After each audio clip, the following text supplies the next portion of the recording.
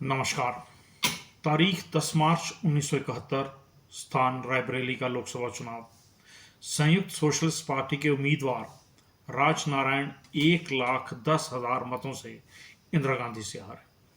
अपितु आज के प्रयागराज तत्कालीन इलाहाबाद उच्च न्यायालय में सत्ता के दुरुपयोग पर याचिका दायर हुई व इंदिरा जी द्वारा सरकारी कर्मचारी यशपाल कपूर को अपना चुनावी एजेंट बनाने व रायबरेली के जिलाधीश, पुलिस कप्तान व गृह सचिव के सहयोग से चुनाव जीता। यह न्यायालय में राजनारायण जी के अधिवक्ताओं ने साबित किया। 12 जून 1975 को इंदिरा जी के चुनाव को इलाहाबाद उच्च न्यायालय ने अमाननीय घोषित कर दिया व 6 साल के लिए चुनाव लड़ने पर रोक लगा दी, जिसके फलस्वरूप पूरे देश में राजनीतिक बुद्धिजीवियों व लोकतंत्र पैरियों में तत्कालीन व्यवस्था के दुरुपयोग के विरोध में ज्योति प्रज्वलित हुई। इंदिरा गांधी जी सर्वोच्च न्यायालय पहुंची। 24 जून 1975 को सर्वोच्च न्यायालय का फैसला इंदिरा जी की उम्मीद के अनुरूप नहीं था।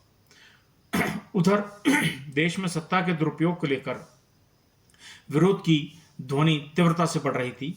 25 जून 1975 को इंदिरा गांधी जी द्वारा प्रस्तावित देश के राष्ट्रपति फखरुद्दीन अली अहमद ने आपातकाल की घोषणा कर दी। सत्ता के सभी प्रतिनिधियों, नेताओं, स्वयंसेवी संस्थाओं, स्वयंसेवकों, आरएसएस सहित सबको जेल में डाल दिया गया। ये भारत के इतिहास का एक नया अध्याय प्रारंभ होता है। आज उन्हीं इंदिरा गांधी जी के पौत्र राहुल गांधी संविधान को खतरा बताते संसद के द्वार से लेकर के सड़कों तक भ्रमण कर रहे हैं। हम आज की युवा पीढ़ी को बताना चाहते हैं कि देश के लिए कुर्बान होने वालों की कुर्बानी व्यर्थ नहीं जाती और क्रांति के लिए चेन जाने वालों की जवानी व्यर्थ नहीं जाती।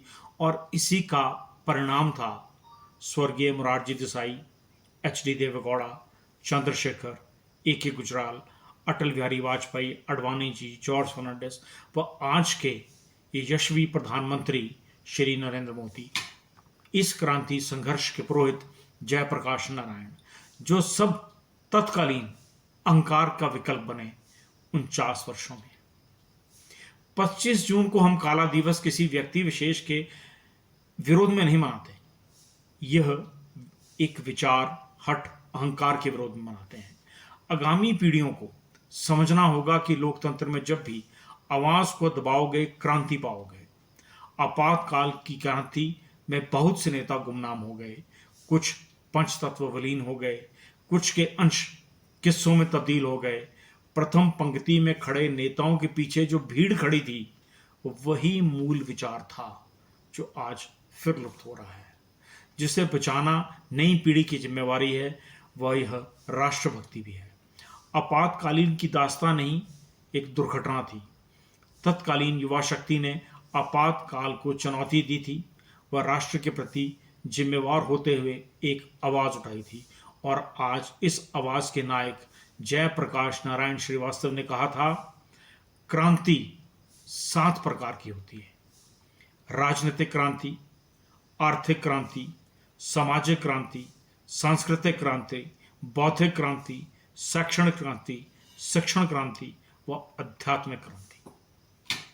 आज की आवश्यकता युवा पीढ़ी को सुनिश्चित करनी है, जो गुजरे इस तूफान से उनकी राष्ट्र में आस्था थी। अन्यथा नमस्कार, जय हिंद।